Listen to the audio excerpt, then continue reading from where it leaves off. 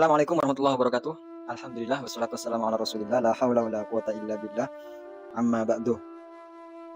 Kita lanjut hadis qudsi.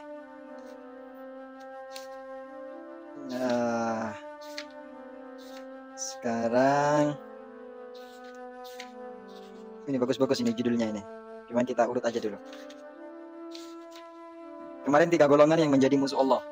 Nah, sekarang ketika kematian disembelih pada hari kiamat dan kehidupan pun menjadi abadi. Hadisnya cukup panjang. Coba kita bacakan.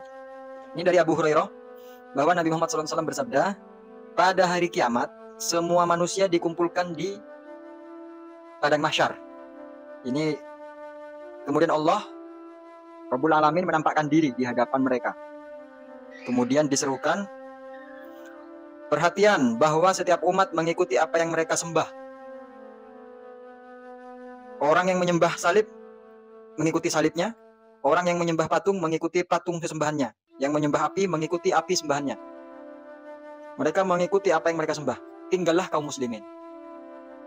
Lalu Tuhan semesta alam, Allah menampakkan diri kepada mereka seraya berfirman, tidakkah kalian mengikuti seperti apa yang dilakukan orang-orang itu? Kaum muslimin menjawab, aku berlindung. Aku berlindung kepada Allah dari apa yang kau katakan. Allah lah Tuhan kami, ini adalah tempat kami, sehingga kami melihat Tuhan kami. Allah menyuruh mereka dan mengokohkannya, lalu dia menghilang, tidak menampakkan diri. Sosok itu sudah tidak menampakkan diri. Lalu muncul kembali seraya berfirman, tidakkah kalian mengikuti seperti apa yang dilakukan oleh orang-orang itu? Mereka berkata, kami berlindung kepada Allah dari apa yang kau katakan. Allah adalah Tuhan kami, ini tempat kami, sampai kami melihat Tuhan kami. Allah menyuruh mereka dan mengokohkannya. Para sahabat bertanya, apakah kami dapat melihatnya, wahai Rasulullah? Nabi Muhammad SAW menjawab, apakah melihat bulan purnama itu membahayakan kalian? Para sahabat menjawab, tidak. Maka Nabi bersabda, pada saat itu melihat Allah tidak membahayakan kalian, sebagaimana melihat bulan purnama. Padang, jelas, tidak perih di mata. Kemudian dia menghilang lagi, tidak menampakkan diri, lalu muncul lagi, menampakkan dirinya kepada mereka seraya berfirman, aku adalah Tuhan kalian, maka ikutilah aku. Lalu kaum muslimin bangkit, lalu dipasanglah jembatan Sirat dan mereka melewatinya seperti pengendara unta yang bagus atau naik kendaraan. Perkataan mereka adalah, ya Allah, selamatkanlah, selamatkanlah. Tinggallah ahli neraka. Sekelompok dari mereka dilemparkan ke dalam neraka seraya ditanyakan kepada mereka, apakah sudah penuh? Neraka apakah sudah penuh? Neraka menjawab, apakah masih ada tambahan, ya Allah? Terus dilemparkan lagi para ahli neraka itu sambil ditanya, apakah wis penuh? Apakah masih ada tambahan? Ditambah lagi, sampai benar-benar penuh. Lalu neraka bilang kalau sudah penuh, cukup, sudah penuh. Ketika ahli surga telah berada di dalam surga dan ahli neraka telah berada di dalam neraka, lalu didatangkanlah kematian. Lalu didatangkan kematian dengan diikat lehernya. Al-maut. Ini al-maut. Makhluk apa kurang tahu, diikat di lehernya, lalu diperhentikan di pagar pembatas antara ahli neraka dan ahli surga. Selanjutnya dikatakan, wahai ahli surga, seketika pandangan mereka tertuju pada al-maut dalam keadaan ketakutan. Lalu dikatakan, wahai ahli neraka, seketika pandangan mereka terkonsentrasi pada al-maut dengan rasa gembira mengharapkan adanya pertolongan.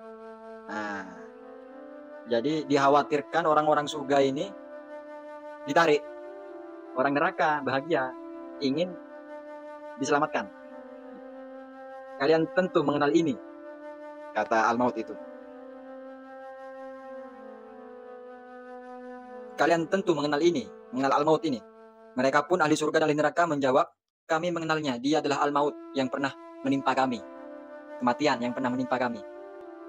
Selanjutnya al-maut diterlentangkan, lalu disembelih seketika. Kemudian dikatakan kepada ahli surga, wahai ahli surga, hiduplah abadi di dalam surga tanpa mati. Dan wahai ahli neraka, kehidupan menjadi abadi dan tidak ada mati. Dan ahli neraka berkumpul saling berdesakan, sebagian atas sebagian yang lain memenuhi neraka. Kemudian Allah berfirman, sudah cukup? Apakah sudah cukup? Neraka menjawab, cukup. Sudah penuh, sudah sesak. Artinya, ini hadisnya panjang lebar sekali, yang intinya menjelaskan bahwa kelak nanti di surga, ketika sudah terpisah antara penghuni surga dan penghuni neraka, Allah ngasih tahu, nah ini, lihat ini adalah al-maut. Sekarang kematian ini kita sembelih. Disembelih, sehingga di akhirat kelak sudah tidak ada kematian lagi. Yang di surga sudah kekal di surga, yang di neraka sudah kekal di neraka. Nah ini. maksud penjelasan dari panjang lebarnya hadis qudsi barusan. Intinya ketika kita sudah meninggal, di akhirat itu sudah kekal, tidak ada kematian lagi, tidak ada batas lagi. Yang di surga kekal dengan kenikmatannya, yang di neraka kekal dengan penderitaannya. Nauzubillahi min dzalik. Wallahu a'lam bishawab. Subhanakallahumma wa bihamdika asyhadu an la ilaha illa anta astaghfiruka wa atubu ilaik. Assalamualaikum warahmatullahi wabarakatuh.